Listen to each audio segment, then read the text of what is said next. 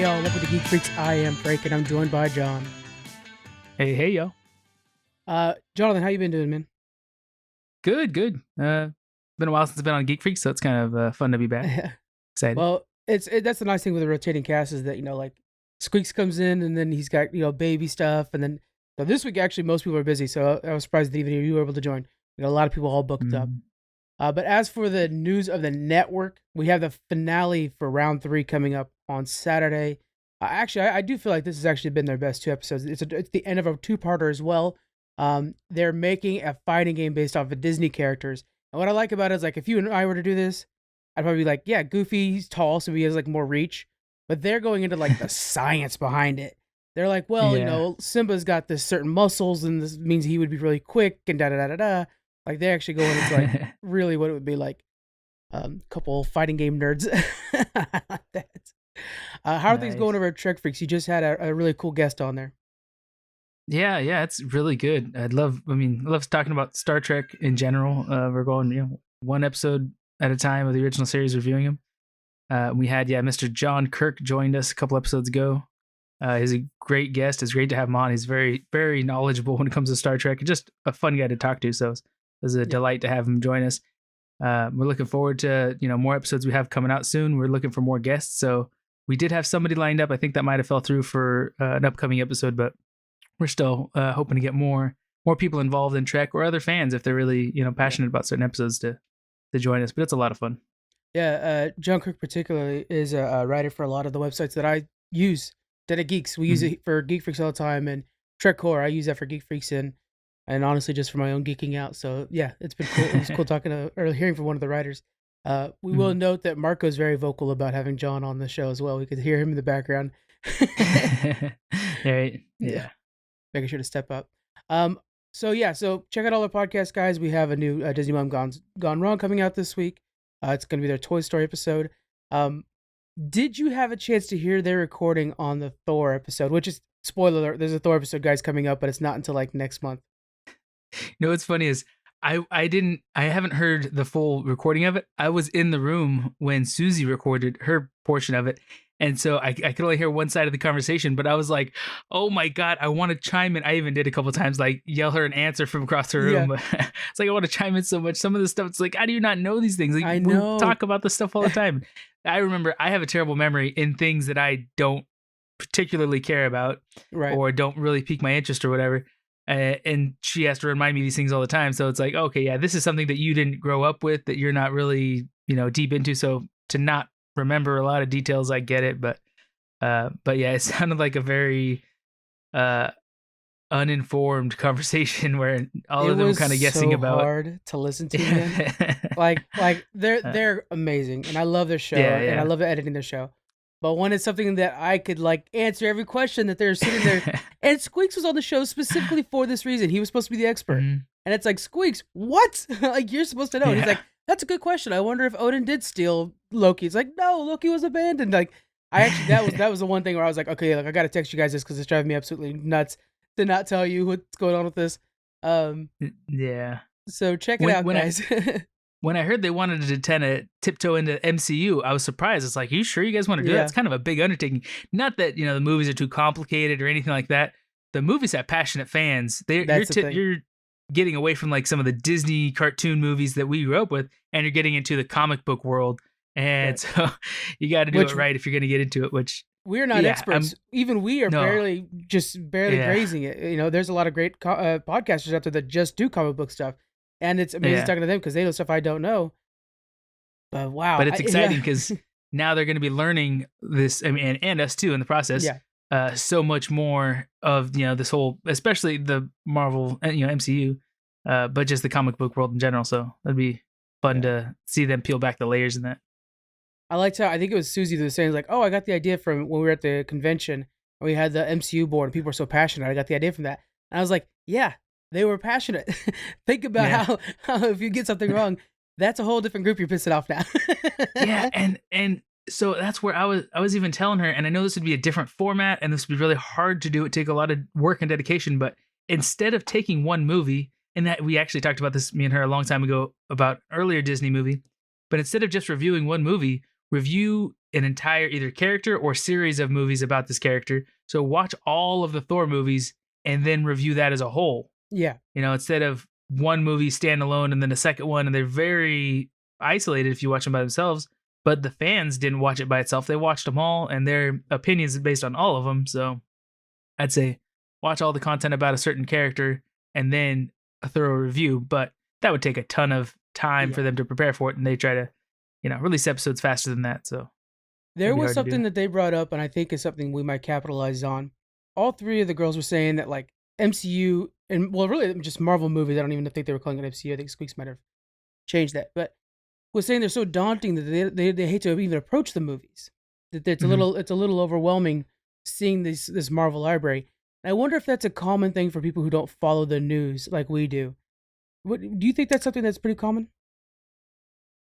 Yeah, probably. That makes sense. Like when you guys talk about video game news, and I get all my video game news from you, but if I were to say, you know what, I want to become more of like a gamer and I want to know what's going on in the world, it's like, where would I even start? There's just so much, to deal with. Or like somebody who's never watched any of the Star Wars movies, like or Star Trek. If they say, I want to be a Trekkie, but where do I start? There's so much content to digest to even, you don't even know where to start to see if you even like it. So yeah, to do that with the MCU, it is pretty daunting because there's so much, and not only so much, but it's so intertwined, and there's so much, so you can't really start like mid-series on some whatever movie. You kind of need to start at the beginning for some of it. And like you said, people are so passionate about it that you're kind of afraid to tiptoe into it and not know what you're doing or not know what you're talking about. So I'm thinking maybe we could do a like 4-part mini-series, maybe on Sloop, where we kind of, and it would be great if some of the Disney moms would join us because they're the ones with the questions, and like try to dispel some of the mystery behind the Marvel universe and just try to break it down as simple as possible. But I will say, in thinking about this idea that I've had since I've edited that episode, I'm thinking like, okay, so there's two ways of going this. We could go like Sloop Special, Marvel Explained, or like Marvel Simplified, but it's super easy to call it Mansplaining Marvel. And because I'm already thinking it's me trying to say like, all right, now pay attention. Man. There are multiple universes. And like I could easily say that I would get a little too excited, I think, and try to explain the Marvel and might, not sound great. Be mansplaining. Mansplaining pretty quick, yeah.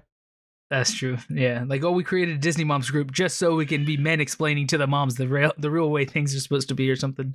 Yeah. Yeah. That's a sensitive topic, I think. We'll figure it out because I really think there's something there. And I have been thinking about another Sloop kind of spinoff thing where we, like I say, have Marvel projects coming up. We dive into the Marvel Encyclopedia and actually go over each character that's going to be in there. Something like that.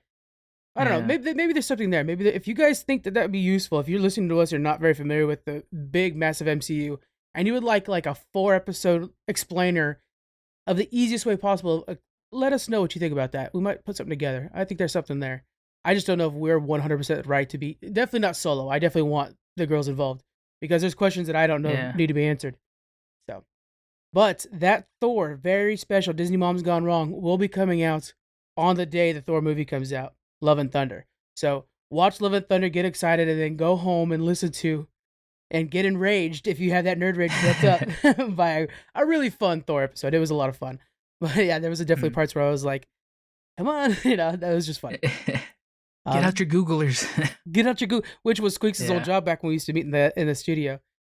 He was our Googler. Yeah. But by the way, thank God we're not doing that anymore. Remember when it was like 100? Today's like 100 degrees. Yesterday was 105. Yeah. Remember when it used to be that? We would all 4 of us be in a tight little room like this and just be like sweating and trying to talk and about a lot of heat. Yeah. Oh God. Yeah. We didn't want the AC on because it would make so much noise and stuff like that. Yeah. Yeah. That was remote recording is a lot better. Yeah, it really is. I hope you guys agree. Those are listening. By the way, a little behind the scenes. I know we're kind of starting differently than we normally do. We usually do a question. We're forgoing the question this time around. Editing note for you guys wanted to know some stuff. So Geek Freaks is now going to be going off the minus 16 LUF system, the standardized system. It's the radio standard. So a lot of bigger podcasts are doing this, and we're going to be embracing it as well. Basically, what this means is that the loudness of our podcast, I want to say volume, but it's not technically volume. It's considered loudness of our podcast will be on par with a lot of the biggest podcasts in the world. My Favorite Murder, The Dollop, others. Those are the two I listen to, but it'll be on par with those. The idea is that you shouldn't have to turn a podcast up or down the volume when you go from podcast to podcast. So we're going to be going with the radio standard from here on out, the -16. All of our shows will be Geek Freaks, Trek Freaks, Pushing Buttons, all of them. So let us know what you guys think. We're going to slowly start going through our back catalog. You got to remember we have about 400 episodes in the back catalog. We're going to slowly start going through those and mastering all of those up to the -16 LUFS, so you don't have to change volume and make everything A-okay for everybody. All right, Jonathan, we're going to go into some reviews and some news, but we're going to start off with the reviews. Did you get a chance to watch the brand new Miss Marvel? Yeah, I watched I didn't see like the last minute of it probably, but I watched most of the new Miss Marvel, and I thought it was really good, honestly. I know it's not targeting me, I don't think. It's primarily targeting a little bit younger audience, high school kids, young adults, early 20s kind of thing, which is great. And I think they did a good job, or maybe even middle school kids. I think they did a good job at targeting them, but still making it fun and interesting for, people our age. Yeah, I thought it was good. Yeah, it has a 90s teen movie. I'm saying 90s because that's when I was watching them, was in the 90s. But it has that feel of like Little Giants to me, where it's just kind of like, I'm 100% not the audience for this show, but it's pretty cool. Yeah. And then we had, obviously everybody's making a big deal out of the fact that it's Kamala Khan and it's a different race. We're learning about the Pakistan race, which we have Pakistani friends, so I think it's really cool to like learn more about something I didn't know before, and that's really neat. There's a lot of similarities. We're both Portuguese, so there's things where it's like, oh, what do you do? Dating a boy that's not Portuguese or a girl not Portuguese, and that whole thing. I'm sure we've heard that in the past, and so there's a lot of relatability to that. I think there's for a lot of people. Like I remember my Big Fat Greek Wedding, watching that and being like, wow, that could have been just my Portuguese wedding, and it would have been 100% the same. Just different meals they cooked is all. Yeah, slightly, yeah. But it was a lot of fun to watch, and I especially like the director had some really interesting shots where she'd be like falling back and then into the world again, a different world. Yeah. Creative stuff. And then like as she's riding on the bike, you'd see like the wall behind her have the animation, which is very interesting. Yeah, she was driving in the car. I remember you see that animated Miss Marvel flying next to her and stuff. Yeah. When she receives a text, it's like she has lights in the room, like starlights kind of twinkling on the walls. And the text reads out in those same kind of lights behind her on the wall. It's like, yeah, that is just, I know we've seen that before in some other movies, but it just looked really good the way they did it here. Yeah, I think it's Scott Pilgrim versus the World. It has probably the best version I could remember of it. But I especially like the one part where she's texting back and forth with the guy, and the neon signs around him are the dot dot dots. You see like the dot dot dots hopping in the neon sign, and then like an emoji, and it's like, oh, that's the text messages. It just looks like he's looking at his phone, but if you look at the signs around him, you're seeing the responses to all his text. That was very creative, and I like that. This is a really good entry point, I think, for a lot of younger kids that maybe are starting to feel like, I mean, if you think about it, Tony Stark's old. Iron Man is an old movie now. That blows my mind a little bit, but it's 12 years old at this point. So it's for old farts like us. We're on our way out, but I think they're trying to keep us invested a little bit so that, the next generation, our kids, are watching these shows and we still want to take them to the shows and be a part of their, entertainment and stuff like that. But yeah, it's exciting to me because it looks like the way they're positioning themselves and this coming out and the Multiverse of Madness, that America young actress that was in Chavez. Yeah. And these characters that are obviously, teenagers or, even younger. It's great because it's exciting to me that they're starting a next generation of Marvel heroes, and we're going to see that, and it's starting young, and it's going to grow over time. But I think it's going to be like we talked before about maybe the X-Men. They're going to start to reintroduce them in a new light, and it's going to be the teenage version of everybody and stuff. So that'll be kind of fun. Well, and there's the Young Justice as well. There is actually a team made up of Young Avengers. Oh, I'm sorry, Young Justice is the other one. Yeah, from the other side of things. Yeah. But yeah, so there is a world where all of these younger superheroes are working together, and I really am looking forward to that massive 10-year, Endgame kind of movie where we see old school Avengers working alongside young Avengers to, really see the kind of like, Carol Danvers working next to Kamala Khan on something, and Monica Rambeau too. Monica Rambeau's in there as well. That's the three. This I liked this. A lot of people are review bombing this show. Of course they Mhm. are, because we have so many jerks out there. They're review bombing Yeah, it just because of race, and it's like, are you? Do that's you have so little going on in your life that you have to take your time to log into IMDb and review bomb a kids show? I mean, get a yeah. life. It's so crazy. If you have any interest in comic books or geek culture or any of this stuff, you should have. There should be no discrimination within you. Hell No, no. hatred of a different race. This is all about superheroes and alien creatures and Yeah, people from all different walks of life, and we're excited to embrace the characteristics that make them weird or unique or fun. So I yeah. like They it. say people have no problems with like Chris Pratt hooking up with Gamora, who's green skinned. It's just like pick your problems. Like, what is the deal? Yeah. Um. Right. All right. Jeez. We're gonna be talking about a Minecraft spin-off. They're working on a real-time strategy game. What's the last real-time strategy game you played? It's been a bit, huh? You got to explain what a real time strategy game is. That's how long it's been, guys. StarCraft. Yeah.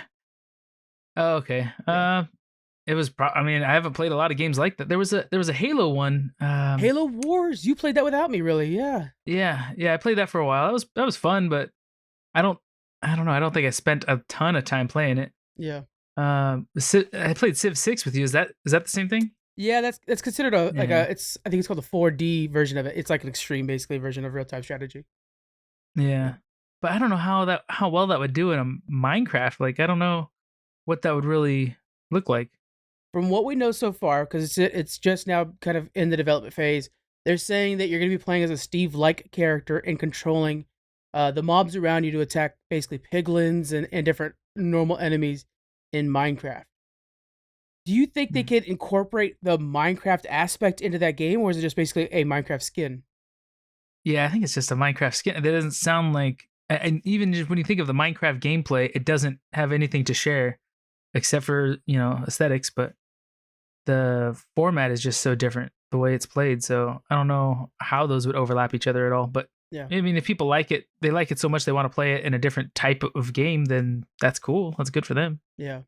Can you think of other games that have changed genre and have found success? You brought up a good one with Halo Wars, with Halo to go into Halo Wars, because that made sense. You were part of those battles, now you just get to see it from a different angle. Can you think of any other games that do well changing genre like that?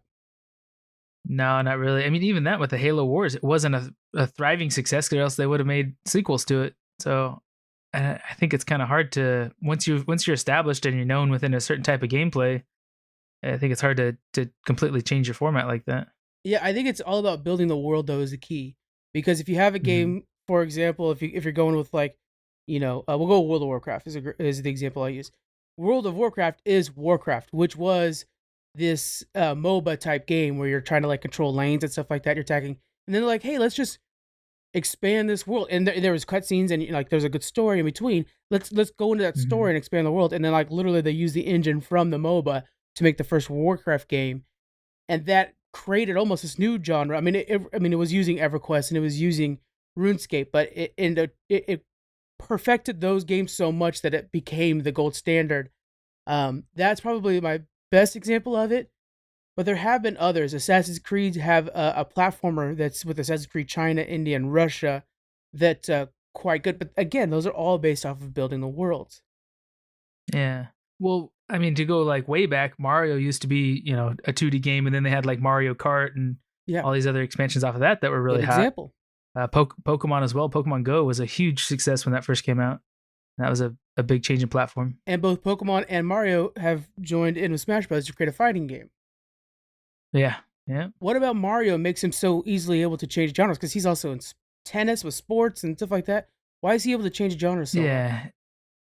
I think it's just 'cause such a, like you said, they build the world and stuff like that. He's such an iconic character. Yeah, His game was so big when it first came out, the different iterations of the early Mario games, that it kind of he for a lot of people I think was the icon of video games. He yeah, wasn't, yeah, Atari came out before him, and there's whatever Donkey Kong and other simple games before Mario, but then Mario was kind of like the catalyst that ignited video games across the world. I think to a lot of at least a lot of players, and so he became the like Mickey Mouse is for Disney. Yeah. Yeah, you don't watch any Mickey Mouse shows anymore. They make them, but we don't watch them. That's But a when you very see good those point. ears, you know exactly what that is. Yeah. Yeah.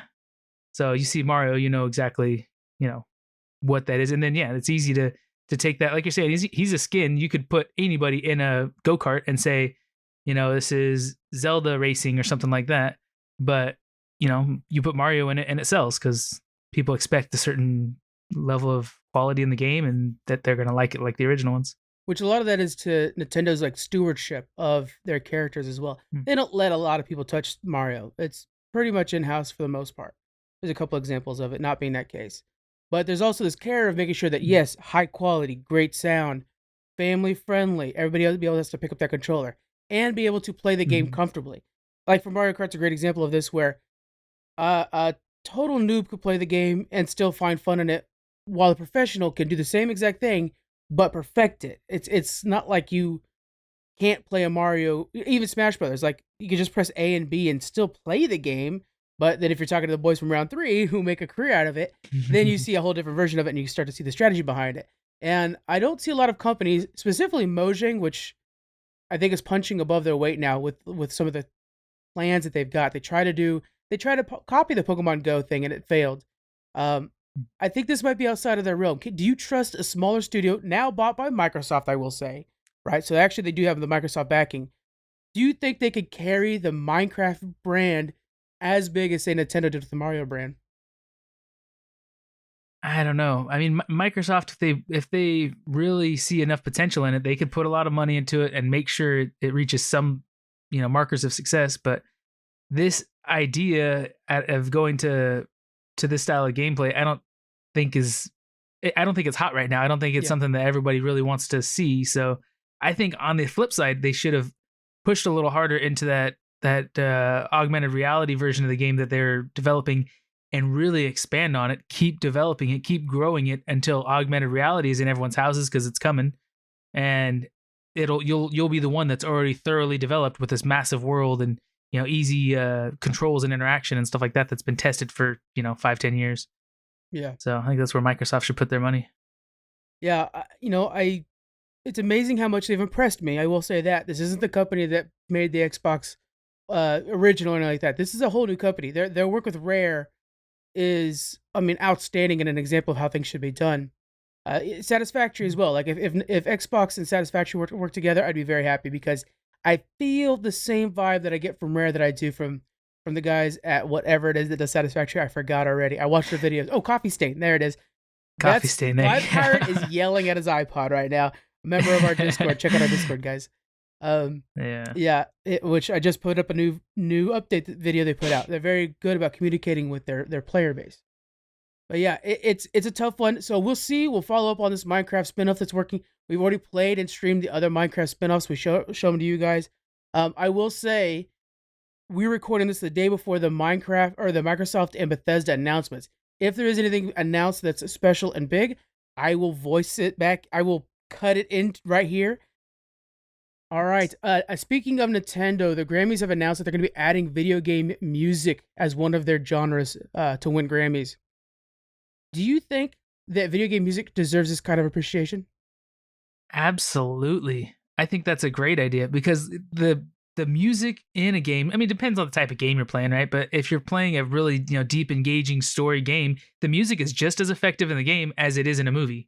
It really has to tie you into the character and the situation and stuff like that. If it's not, then you're less invested in what's going on. You don't care. You're easily distracted. So some games, the music just completely makes the scenario or the setting. So yeah, I think there's a lot of games their music deserves to be nominated for awards.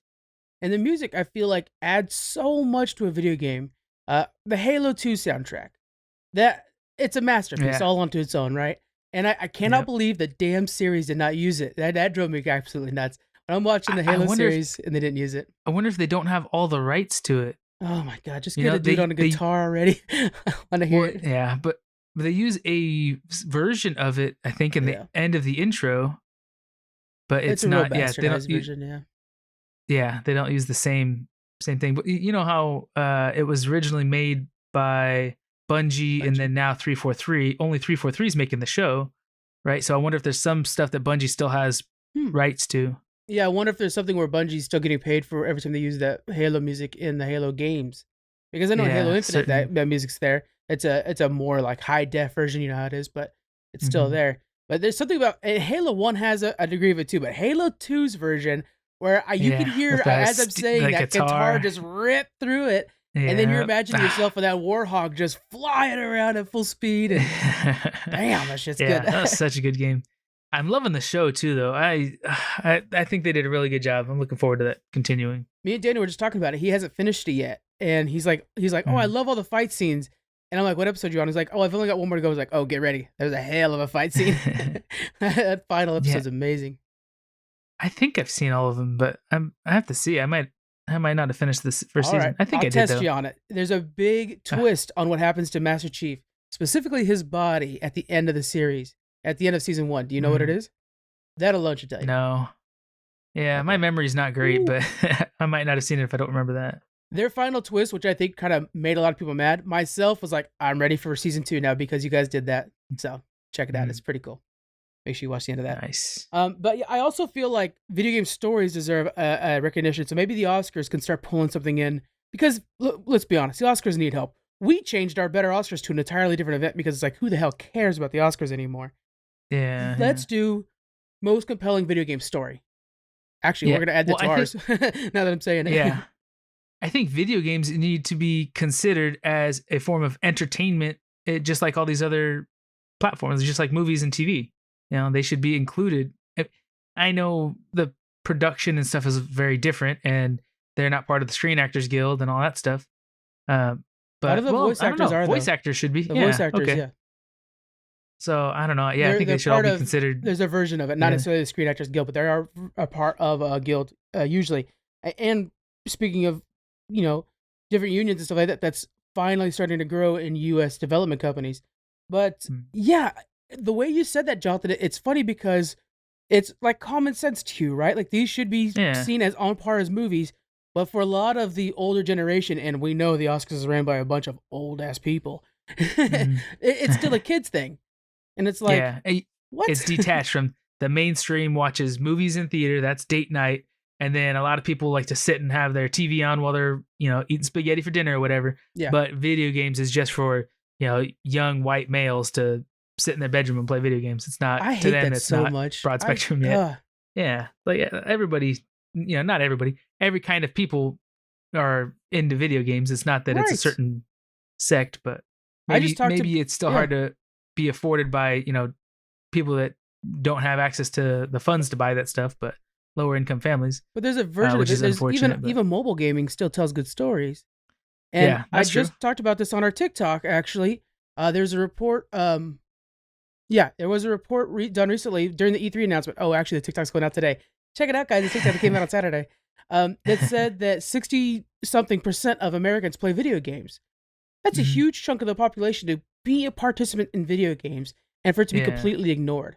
And you're telling me that the story of Clementine from the Walking Dead Telltale Games is not on par with anything that won an Oscar in the last 10 years? Get out of here. Well, she's on that walkie-talkie. She thinks she's going to meet her parents again? Get out of here. God damn. That's so good. Yeah, I think that'd be good. And if it's not the Oscars, that's great. Let's move on to the next generation of who's going to lead this from the video game side.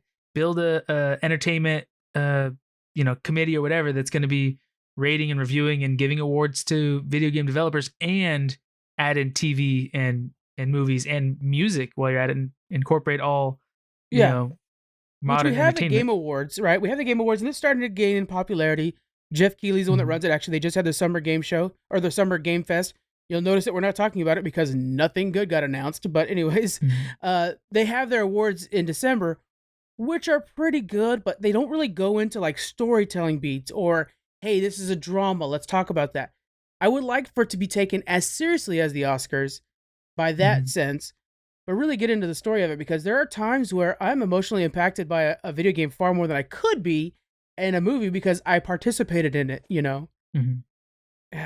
Something's got to be done. Check out the Geek Awards. And like I was saying, like if you're in there, it depends on how engaging it is, but if it really pulls you in because of the lighting and how much your character actually has to struggle, how much you have to do for their struggle, and the music, then you're really gonna care and be genuinely emotional about this character in this game. But Yeah. if they don't have those aspects, if it's very poorly done, cheaply done, or whatever, then you're just gonna be like, all right, I'll go around and shoot some whatever, and then you get bored with it quick. So I think just that's a finished. testament to it. Yeah, I just finished a game called Kenna Bridge of Spirits. I know I'm not saying the Mhm. name 100% right. It's hard to pronounce. Kenna Bridge of Spirits, guys. It's $25 on Epic plus another 25% off. So go check that out.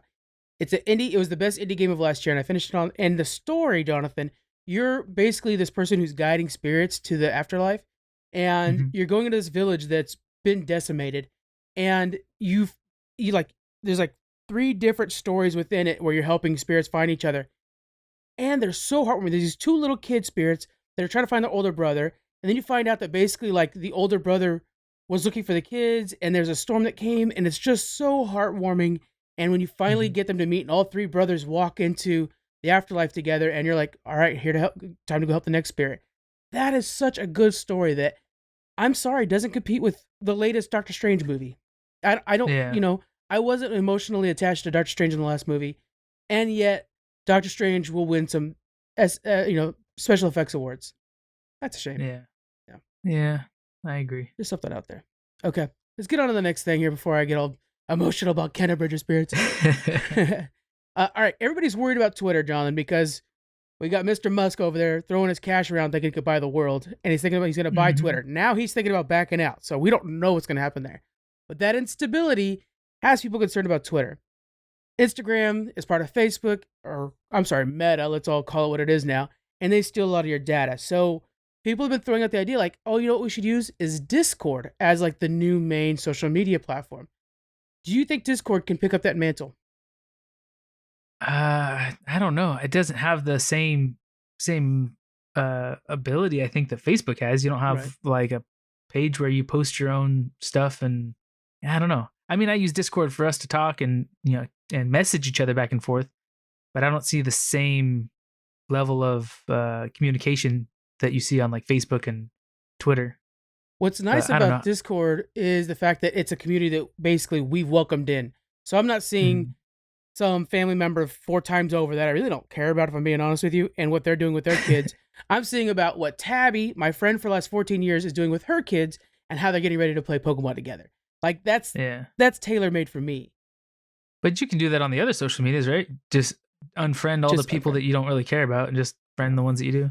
there's a level of like guilt though in that, right? I feel like I gotta follow random person number 48 because then otherwise like, oh well, they know Yeah. mom, and then I'll hear about it from mom, something like that. Well, those random people can join your Discord, right? And then you'll be talking to them about their cat, and you're like, dude, I don't really care about your cat, but now you're in my Discord.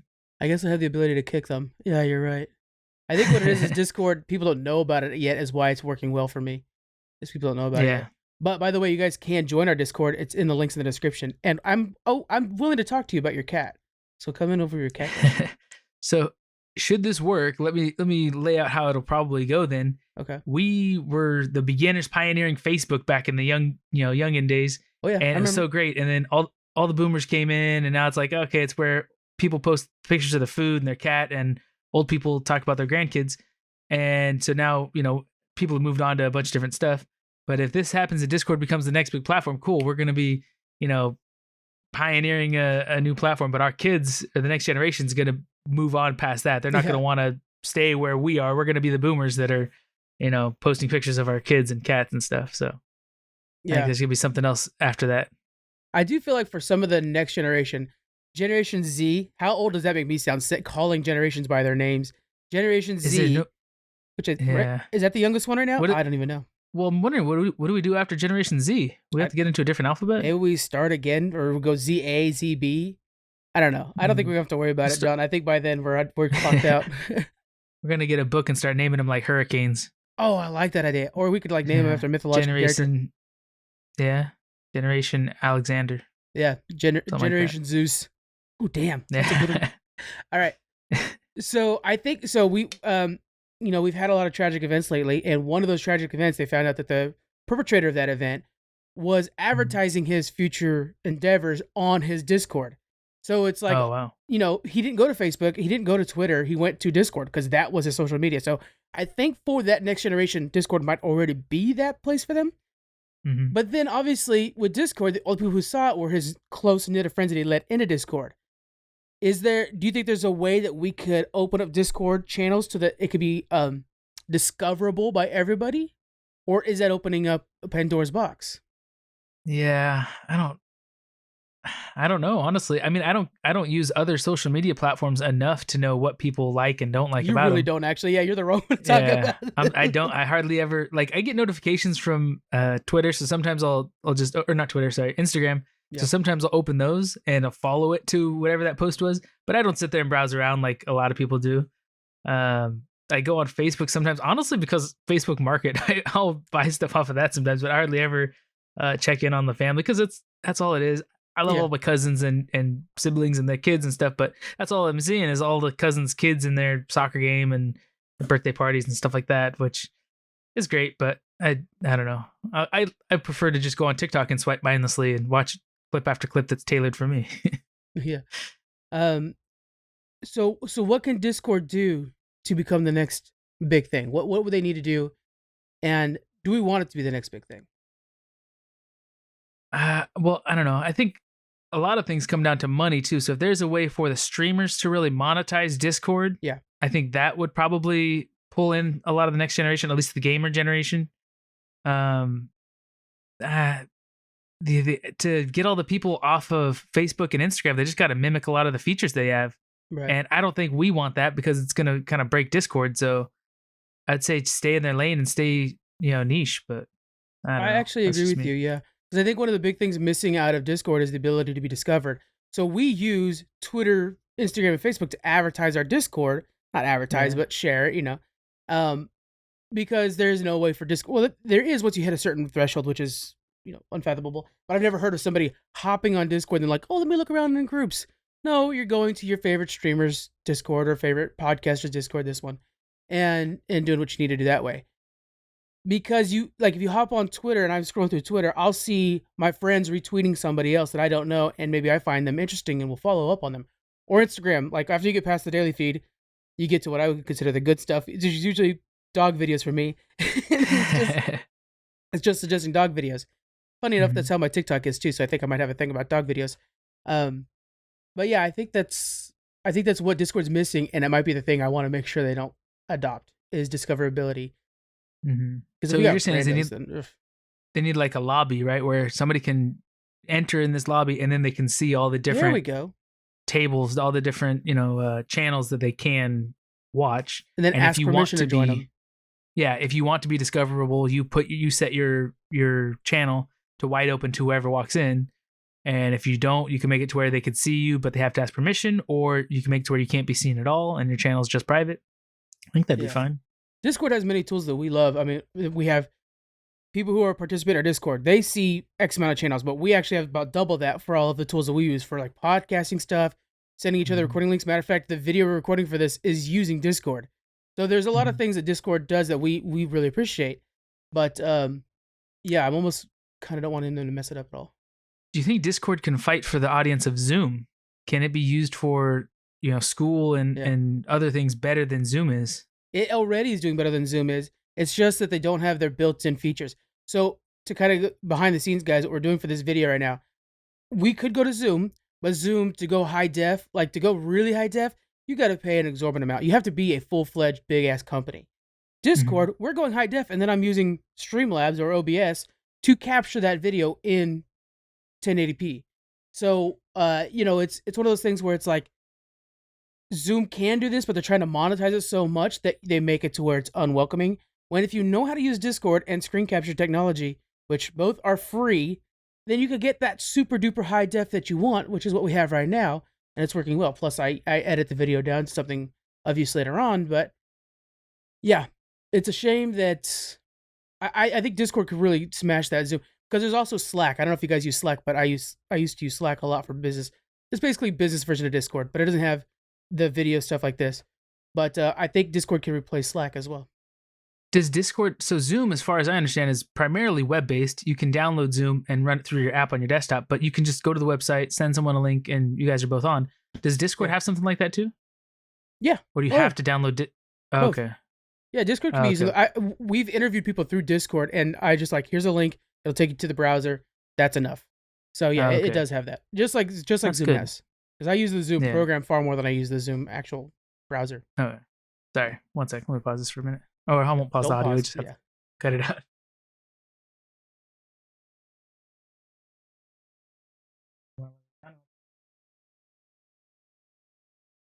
We're almost done too.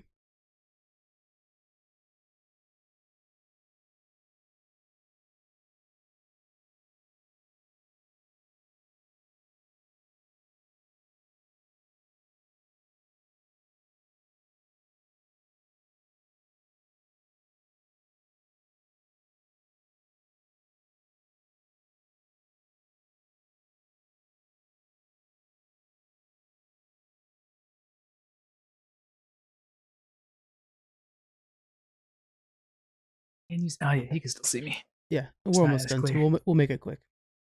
All right. Sorry. No problem. Major interruption. No problem. All right, to wrap things up, go check out our TikTok, guys. I want to make sure to shout that out. We've been doing a lot more news over there. We talk about Diablo Immortal costing up to $110,000 for maxed out character. We talk about Joker 2 just getting confirmed and what they're going to be doing with that, all kinds of things. Jonathan, before we go, what is your suggestion of the week for people to go check out? Any recommendation for comic books, movies, TVs, or video games? Oh gosh, Strange New Worlds has been so good. So definitely watch that. If you haven't seen Stranger Things, oh my god, That was Daniel's that's suggestion such last week. Stranger yeah. Things, yeah. I've been watching a lot of stuff lately. I just can't think of what else off the top of my head. But it's right now is such a good time to be watching shows. Oh, the Halo series. If you haven't seen that, oh, we got a barking dog. I forgot we have a dog in the house. Go ahead, say it again, though. That's all right. But yeah, and the Halo series. If you haven't seen that, I think I didn't finish the last episode. Now that I think about it, but check that out. It's really good. We live in a pinnacle time of television. I actually am watching almost all new shows right now, and the Orville. I'm rewatching Orville from the beginning. Oh, I have to do that too. Yeah, you do. The season 3 is coming out, and it's on Hulu. I gotta have the time to sit down and watch them all again. I'm watching the old ones, and I'm like, oh, that's right. This is the next generation. I forgot that they basically just did the same thing again. That's awesome. All right, my suggestion, guys, is The Boys. It's on one of the amazing shows we're watching right now. It's on Amazon. My review for it is check it out if you want a very edgy version of a superhero show that is embracing some of the social dynamics that we're dealing with today of like fascism and stuff like that we're dealing with unfortunately today and how and stuff like that. So check it out, guys. If you like some of the storyline from season 2, they're enhancing it. They're actually making it even more relatable for season 3. And when I've spoken to a lot of my friends that do read comic books, they find that they read all of these comic books. They find that it's actually even better than the comics, which is very impressive. So check out The Boys, guys. We'll do a full review when the season ends. But I'm on the edge of my seat already. Only 4 episodes in. That 4th one I think might have been the best episode, really. Very, very good. But yeah, that's it for us today. I want to make sure to shout out our a brand new company that we're big fans of called P&Dub Games. P&Dub Games. This is a brand new retro video game company that's selling retro video games and old Xbox 360 games that you've been hankering for. If I could find Mercenaries, I'll buy it. Stuff like that. We're going to link to their Mercari shop in the description. This is Kevin from Trek Freaks, his brand new company. So go check it out and support our buddy as he's starting. It's already thriving. Honestly, guys, he might have been sold out of what you're looking for already. He's actually been kicking butt on that. So check it out. It's his brand new business, and we're real proud of him. All right. That's it for us this week. We'll see you guys next week. Bye. Bye.